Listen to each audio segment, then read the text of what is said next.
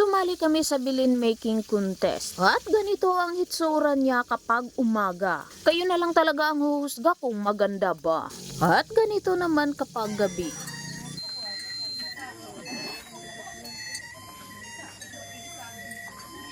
Paano namin yan ginawa? Intro muna tayo. Hello mga kalamay, magandang araw sa inyong lahat. For today's video, gagawa kami ng bilen. Nagawa sa indigenous material. Mula nito hanggang naging ganito.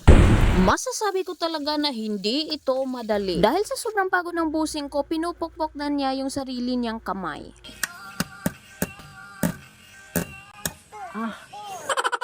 At syempre ginamitan rin namin yan ang hikot-hikot technique. Why? Yung pantali pala namin ay guma po yan na mula sa interior ng motor. Pinagupit-gupit lang namin ng maliit para meron kaming magamit pang tali. Pati yung interior ng motor na damay na.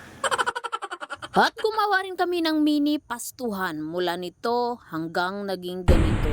At syempre parang nahirapan na yata yung busing ko. Kaya tinawag na namin yung backup. Why? Pag sure. At syempre hindi mabubuo yung bahay kapag walang bubong. Yung bubong pala namin ginawa ay mula po yan sa tuyong dahon ng langka na pinagdikit lang namin yan sa sako. Dito talaga kami nahirapan na nagkalisod-lisod. Why? Dahil sa sobrang liit ng dahon ng langka, murag kutigid kayo ni siya nga ato. Pero sulit naman yung kinalabasan dahil maganda siya kung titingnan. At kung may plano kang ibubong ito sa bahay mo, ay nako, wag na, maawa ka sa sarili mo. Syempre pag humandiya sa atop sa dingding na pudta. Grabe kayo ka colorful. Kay ikubag among gigamit dirang dapita. At syempre hindi pa rin kami nakontento, gagawa pa kami ng tulay. Basi na tingala kayo mo kay nawala ng Marcos Bridge, amo na nang gibalhin diri sa amo ang bilin. At syempre kung merong tulay, meron ding tubig. Kaya nilipat namin yung Cagayan River dito. Why?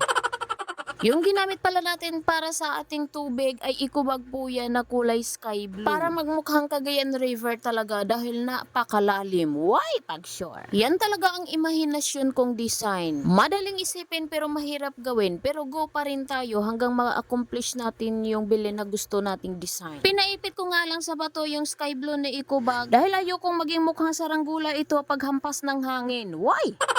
At syempre kapag may tubig meron ding swan. Hindi Lordan swan kundi swan talaga siya na nasa tubig. Yung swan pala namin ay galing pa yan Japan. In order namin. Why? Yung swan pala namin ay gawa po yan sa coconut. Yung buntot kawayan po yan tapos yung leeg ay kahoy. Pagkatapos pininturahan lang namin ng puti para maging swan talaga.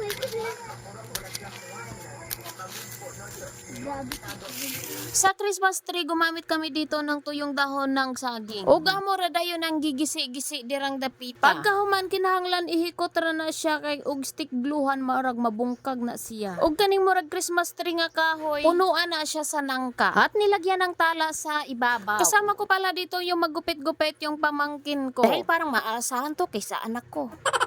Pagkatapos sinabit na nila ang kailangang isabit. Yung mga marites simulan nyo nang magtago dahil baka pati kayo maisabit na rin dito sa aming Christmas tree. Why? Og mauna na among naong sa among Christmas tree, gibutangan na nag Christmas light darang dapita o gibutangag itlog tapos kanang ga color mauna ang ikubang. Ang sulod na kinumot ragid na siya nga mga papel. Tapos gibutangag ribbon gamay. Og syempre dili kompleto atong Christmas tree kung walay gift. So gibutangan nato nagtulo ka gift dira. Og kani suga-suga og tricking. Himuon nato ning part 2 sa atong video kung giunsa nato paghimo og sa lain pang mga design. Kita-kits ta para sa atong part 2 nga video.